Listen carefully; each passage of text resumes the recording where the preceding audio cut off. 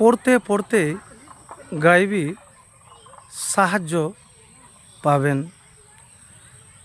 এই একটি দোয়া যদি আপনি বেশি করে পাঠ করেন, ভাগ্য এই দোয়াতে খুলে দিতে পারে। খারাপ তাকদির, আপনার গভীর দুর্ভাগ্য, শত্রু আপনাকে নিয়ে উপহাস করে, এই দোয়া বেশি করে পাঠ করতে গেলে ইনশাআল্লাহ এসব জিনিস থেকে মুক্তি পাবেন। বন্ধ ভাগ্য খুলে যাবে, ভাগ্যের চাকা ঘুরে যাবে।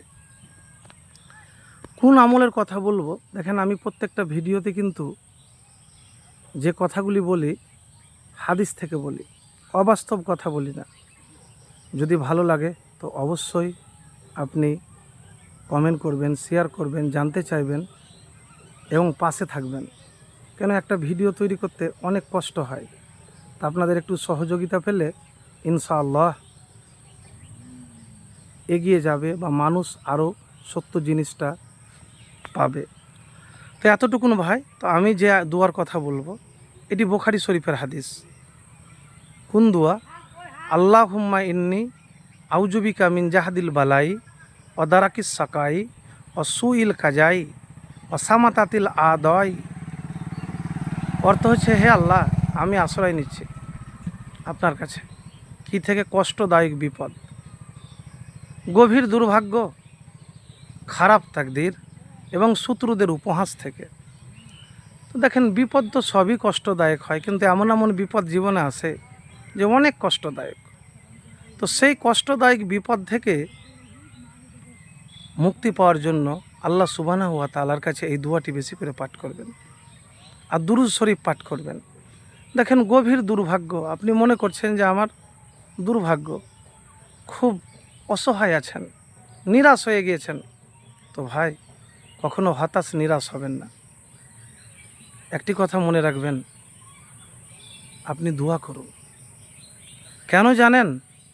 নবীজি সাল্লাল্লাহু আলাইহি সাল্লাম বলেছেন, দোয়া একমাত্র ভাগ্যকে পরিবর্তন করতে পারে, তাছাড়া অন্য কিছু নয়।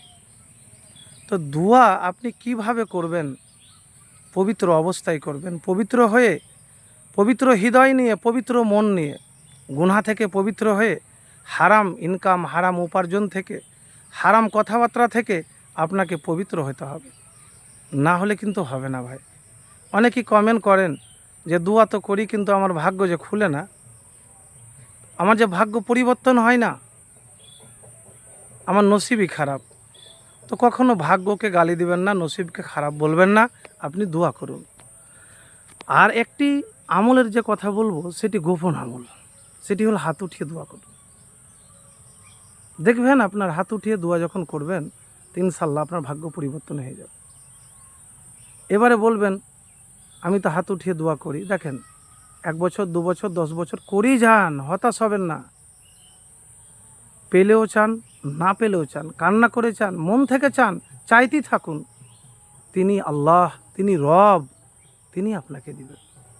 তো প্রিয় ভাই, কোন সময়তে দোয়া করবেন সেটিও আমি আপনাদেরকে বলে দেব। সে সময়টি হলো আজান থেকে নিয়ে একামতের মধ্যে হাত উঠিয়ে দোয়া করলেন। আর গভীর রাত্রে ফজরের যে সুন্নাত নামাজ পড়েন, সে সুন্নাত নামাজ পড়ে 2 রাকাত নামাজ পড়ে আপনি দোয়া করবেন। তো একবার তো আমল করে দেখুন, ইনশাআল্লাহ ফলাফল পাবেন। আর আল্লাহর প্রতি পূর্ণ ভরসা রাখবেন, হতাশ হবেন না।